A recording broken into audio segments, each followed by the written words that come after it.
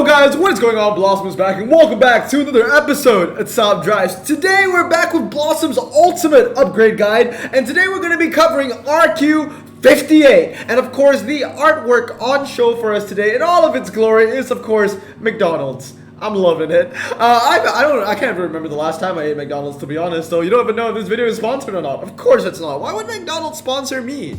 No, seriously, why would they actually? Because not only am I a small YouTuber, but I'm a fitness freak. But anyway, let's get into it. You know how it is on this, series. Sorry, I'm a little tired when I'm recording this because I have recorded about 7 videos in a row now. I'm making a bad vlog because obviously by the time you're watching this video, I'm going to be away in the UK. I won't be posting anything, but obviously I still want to post videos for y'all. So I'm making a bunch of videos in advance, and this is going to be one of them. I'm actually making this on the same day that I made the RQ57 video, which you would have seen probably like a week ago. But anyway, 969, let's get us started. So over here we have the fundamentals. We have the 4-wheel drive medium ground clearance cars, we have the 4-wheel drive all surface tire cars, and the standard tire cars, and all that, etc, etc, etc. One thing that I want you to pay attention to though are the Subarus. Think about the Subarus here. So we look at the Subaru Legacy and the Subaru Forester, mainly the performance tire Subarus. The all-surface tire ones, that's fine. They don't need to be in this discussion. But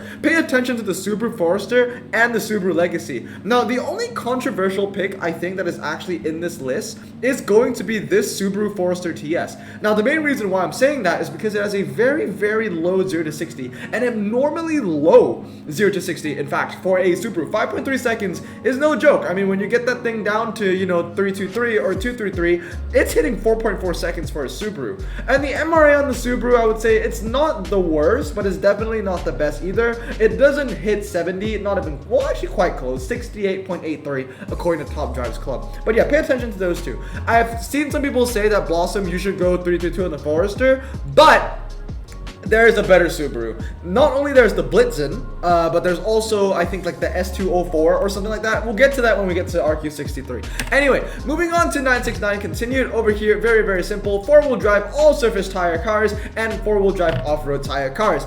Basically, rule of thumb, if you are new, and this is like the first video that you're watching in terms of how to upgrade every car, if you are new to Top Drives, when it comes to all surface tire cars and off-road tire cars, which have the 4-wheel drive drivetrain, you want to go 969 almost 100% of the time, at least 99% of the time. So therefore, this should be pretty fundamental knowledge for those that already know that already.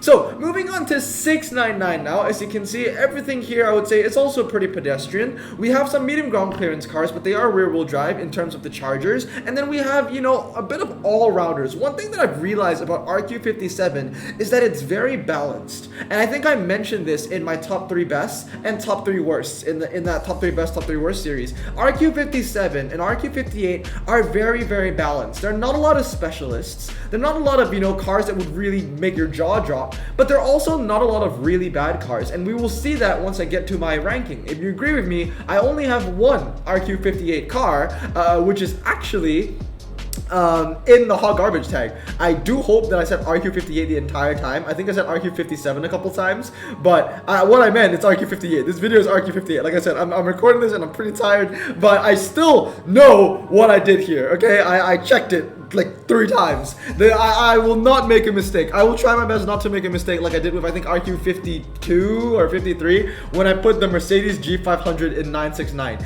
I don't know how, I edited the video, I wrote the video, I made the video, I talked in the video, everything, and for some reason my brain didn't connect the fact that I put the G500 in, 969, when obviously everybody knows it's a drag car.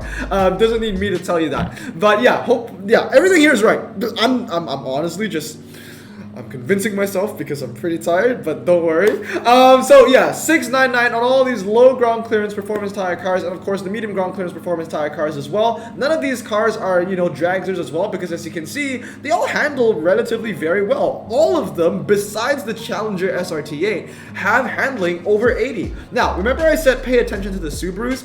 This is because the Subaru Impreza WRX is a bit of an outlier. It's also 4-wheel drive, it's also medium ground clearance, but why is it 699 when the other 2 Subarus, which are the same drivetrain and the same tire type, in 969? Well, here's my reasoning, okay? The first two Subarus that I talked about, the Forester and the Legacy, both of them have traction control and ABS. And we need to ask ourselves, okay, why do we 969 these four-wheel drive performance tire cars? It's because the main and driving goal that we usually do that is because we want to use them in the rain. Because, oh, it's four-wheel drive, they get better traction in the rain, and therefore I want to go 969 because when it comes to Ultraverse, 969 is usually better in the rain. But here's the thing. The Subaru Impreza WRX, although it has four-wheel drive, that doesn't definitely mean it is a rain car. Because the difference between this red Impreza and the two Subarus that were in 969, the Legacy and the Forester, is that the Impreza does not have ABS. The Impreza does not have traction. It has ABS, but it does not have traction. So it's already at a disadvantage if you put it in the wet against cars with traction and ABS. So what is the point of upgrading it? Rain spec 323 or 969 if I could just get even more value out of it and 699 it and use it as a dry spec car. It's kind of like the Evo 1 that I was talking about in RQ57. The Subaru Impreza is more of a car where I see it's a dry car. It's a dry medium ground clearance car. Whenever there are four-wheel drive events where there's no rain, the Subaru Impreza at 699 will shine. Not only do I think it's actually a good 699 car, I think that it's also, you know, pretty lightweight, coming in at 1,385 kg, so slightly under 1,400 is definitely not light, but it's not heavy. It handles quite well, RQ82, and 5.90 to 60 is very meh. But like I said, a lot of the cars in RQ58 are very, very balanced. I can't seem to fault any of them too much, but I can't seem to praise any of them too much as well. And last but not least is the Lancia Delta S4 Stradale. Same reasoning as the Subaru, right? Four-wheel drive, medium ground clearance performance, but for the same reason, the Lancia Delta Stradale S4 does not have traction and ABS. So what's the point of putting it in the wet? And that being said, there are better Lancias out there. It's kind of like the Subarus. There are better Subarus out there as well. So there's a better Lancia out there, namely the Lancia Evolution 2, the yellow one. So because of that, you know what? Embrace the strength of the S4, the true strength in my opinion, and that is dry. I want to use it in the dry, in the twisties, in the slaloms, and in the city streets. Now obviously, it's not going to win any slalom, but for a four-wheel drive car, it will get pretty close because it's very lightweight. It comes in at 1,200 kg stock. I have one maxed, and I have it maxed 699 as well, and I think it hits 1,080 kilograms. So it's a very light car, it handles well, and since it has no traction control and ABS, I'm going to dry spec it. But if you want a 969 it, do it at your own peril, because this is obviously my opinion, and this is, you know, this video and all of these videos in the series is basically me telling you how I would upgrade these cars if I had them. And a lot of them are upgraded in the way I tell you to, because I do have them. Now last but not least is going to be the drag spec cars, the 996 cars, right? So over here, I think it's no surprise with the Aston Martin Vantage, the TVR Sibera, the Bentley Brooklyns, and the Mercedes AMG G63. All of them have very low 0 to 60s, and all of them have no handling. One thing that's very interesting is that every car that was under the 699 category was 79 handling and above, and every car in the 996 category is actually 78 handling and below. Now, the Aston Martin Vantage is pretty interesting because that's a car that you can also 699 for the fast circuit, but if you want to get the most value out of it, I would really drag spec it because it has a very, very high top speed. I think it's the highest top speed for an RQ58 car. Now, another thing I need to address, as I always do in this series, oh Blossom, why is the AMG G63 RQ59? These pictures are sourced from Top Drives clubs, and some of their pictures are a little outdated, and I don't blame them for it because it's a lot of work to change every single car RQ for every update. But yeah, this is RQ58 in the game, you can mark my words on that. But yeah, moving on now to duplicates, I want to talk about the Mercedes AMG G63 and the Chevrolet Grand Sport. Now, why would these be duplicates? Now, the first one is the AMG. Like I said, RQ58 doesn't have a lot of specialists. They're all cars that are kind of average, but the only car that I would say that truly stands out from the bunch is the G63. This is your go-to all-surface tire car for the off-road drags, namely quarter mile and half mile. When it comes to the 1 mile and the test bowl, you want to use the Trailblazer SS. But yes, the Mercedes AMG G63 is a Blossom choice car. It is the best in its class for quarter mile, half mile off-road for the ultra ranks, and the Chevrolet Corvette Grand Sport maybe it's a little bit of personal bias in this, but I genuinely think that the Grand Sport is actually a very, very high hitting and heavy hitting RQ58. Hear me out. It weighs 1,520, which isn't light at all, but it handles very well. 85 handling for an American ultra rare is actually very impressive. When you think about it, if you filter by every American ultra rare in the game, the highest handling American ultra rare comes in at 86. Only one car is able to do that, and that's the blue NSX. And all the other cars, I think the second place is a four-way tie between 4 cars with 85 handling. The Grand Sport is one of them, alongside cars like the Dodge Circuit EV and the red NSX. So I think it's very good, and I feel like it's a car that it's a great bargain for its RQ, because I like to put the Grand Sport up against RQ64s and 63s in tracks such as the fast circuit, the hairpin, even the twisty road or twisty circuit, because this car handles very well. So because of that, maybe a bit of personal bias, but I would put it under duplicates. But anyway, let's move on now to my tier list. Alright lads, and here we go, returning to the tier list. Now I just realized something when I was changing tabs. I forgot to move my camera at the start of the video. So I do apologize for the rest of the other videos, and for the other videos that I've already recorded, I always move my camera. So when it comes to, the how to upgrade them, my camera is always on the left side of the screen, and when it comes to the tier list, it's always on the right side. I forgot to change it for the tier list part. I do apologize, but like I said, I am making a lot of videos today because I want to make a backlog when I'm away in the UK. So yeah, I got no time to record all of that. But anyway, let's do the tier maker. We're gonna start off, as you guys know, priority 1 is for all players to collect, priority 2 is for most players, priority 3 is intermediate, priority 4 is advanced, priority 5 is hot garbage, and finally we have a new rank actually, and it's unknown, because at the time of me recording this video, the Chrysler 300 Glacier Edition has not been rewarded, so we don't know much about it, but it does look very good, because it seems to be a slightly better version of the Acura ZDX, both of them being very, very heavy though. But yes, let's begin with priority 1. So I've already talked about the G63 and the Corvette Grand Sport. I'm not going to talk about those cars again too much, because they are very, very good in their class. Now the Chrysler 300C Hemi, why is that priority 1? Okay, the Chrysler 300C Hemi has a very bad niche, which is rear-wheel drive standard tire cars. Rear-wheel drive standard tire cars is like putting chocolate on turkey. It just doesn't seem to work. Why would you put chocolate on turkey? Or maybe putting gravy on jello or something like that, things that just don't seem to work, because usually you need a better drivetrain for the wet. You want to use four-wheel drive. That's why four-wheel drive standard tires in the wet is so strong. Rear-wheel drive is barely used, and there's very rare occurrences where Hutch actually focus on just rear-wheel drive standard tire cars for an event. That being said though, when we need to use rear-wheel drive standard tire cars, when it comes to ultra rares, the Chrysler 300C Hemi is among the best, because it has a ridiculously low 0 to 60 at 5.3. It's going to hit 4.4 if you 323 it, and the handling isn't even bad. It has like a dragster 0 to 60 for its, category being a standard tire medium ground clearance car, but it doesn't have dragster handling. It actually has competent handling, and it really truly is one of my go-to cars for ocean city streets wet, or city streets medium, or city streets small if I cannot use four-wheel drive standard tire cars.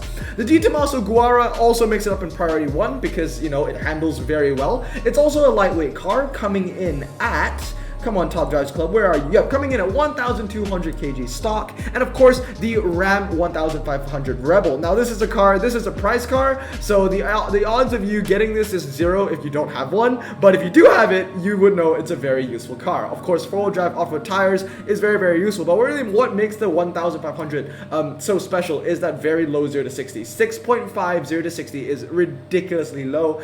It's faster than basically everything else. It's faster than the GMC all-terrain, faster than the Colorado, faster than the Bronco, the Xterra, etc., etc., etc. Faster than cars in this niche, being four-wheel drive off-road ultra rares.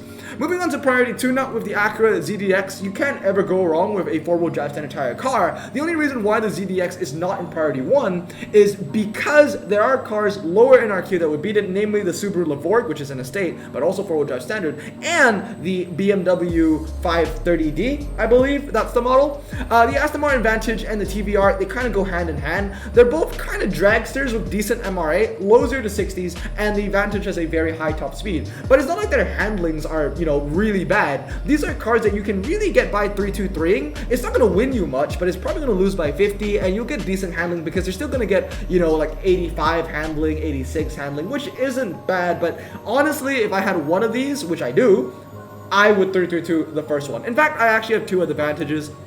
I 332 my first, and I 323 the second. Now the 323 on the second was a mistake. That was because when GE first came out, 323ing Aston Martins was the way to go, and then they changed it, and then yeah, it's the whole thing.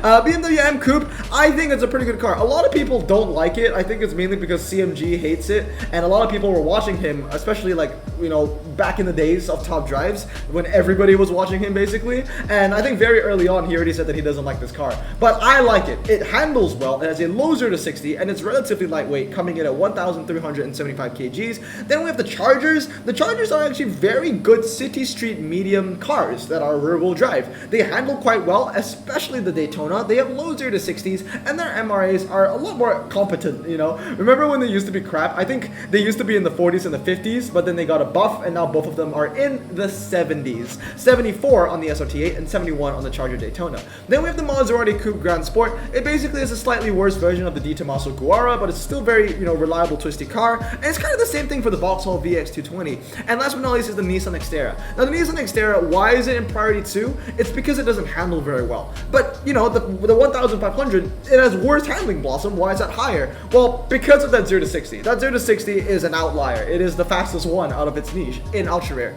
But the Xterra, I'd rather use the Bronco, to be honest, or a rear-wheel drive off-road tire car.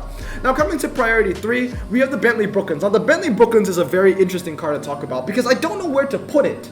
And sorry if you can hear my washing machine in the background. Hopefully it's not too loud. I'll check it back in the edits. But I am washing things because I'm packing to go to the UK and I have some laundry that needs to be done.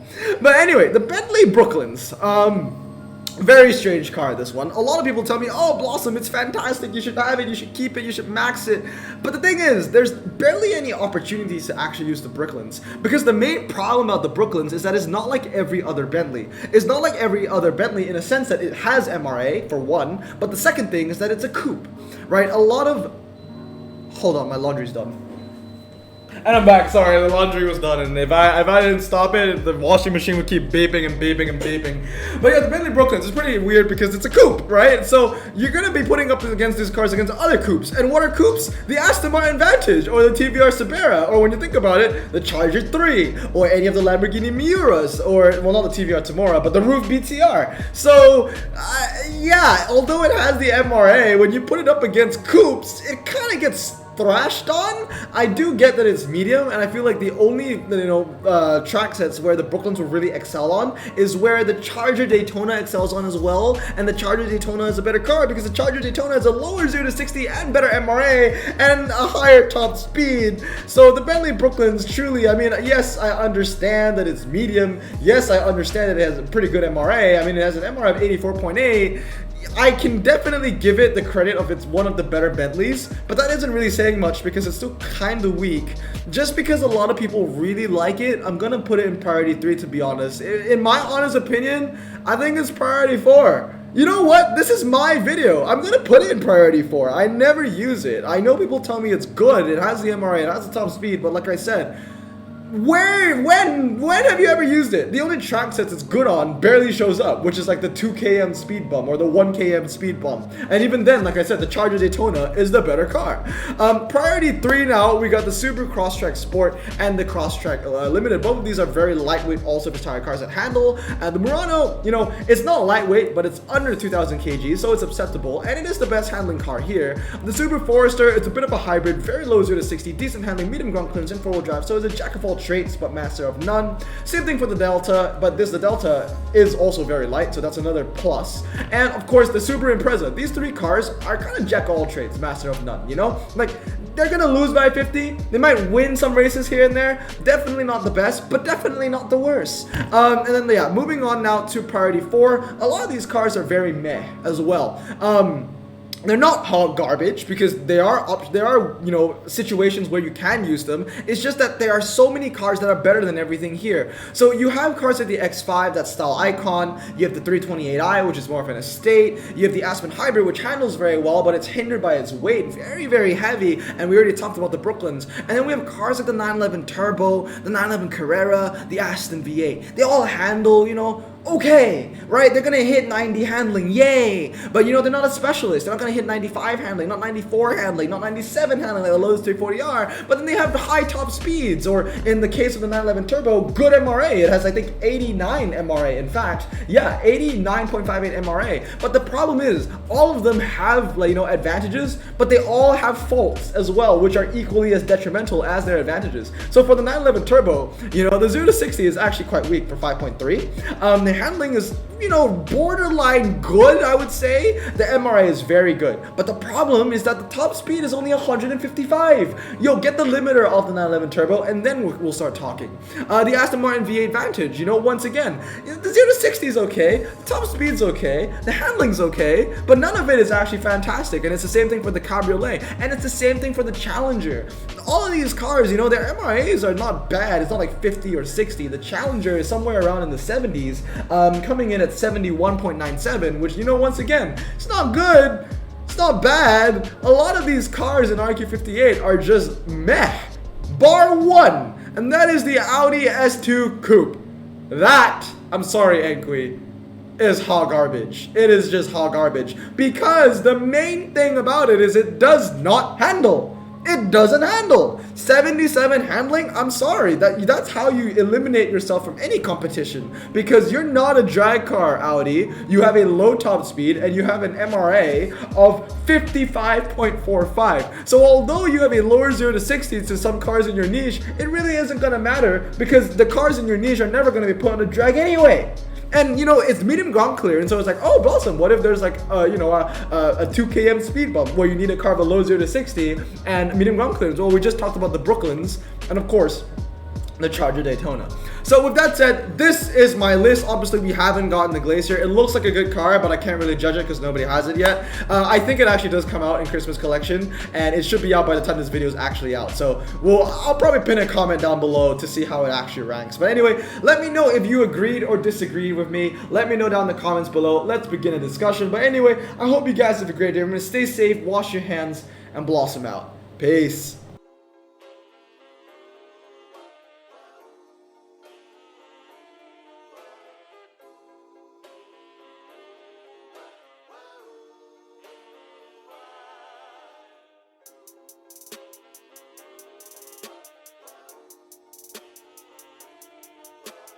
Bro, this song just makes me so happy. Me too. Imagine being Asian in the 50s, looking nifty, leather jacket, looking sleek, look like Presley, look so deadly. Got a jukebox back at home, feeling jazzy, turn it on and play it slow, like the movies with the ladies. They so fine. Imagine being Asian in the 50s, looking nifty, leather jacket, looking sleek, look like Presley, look so deadly. Got a jukebox back at home, feeling jazzy, turn it on and play it slow, like the movies with the ladies. They so fine. Sit back, relax in my Bonneville, Pontiac. hold tight all night, cruise to Jacksonville, Atlantic. blonde hair, don't care, look like Leslie Brooks. Pin up girls everywhere with the drop dead look. Swing it side to side as we slow dance to the night, when I'll hold your perfect hand and take you out.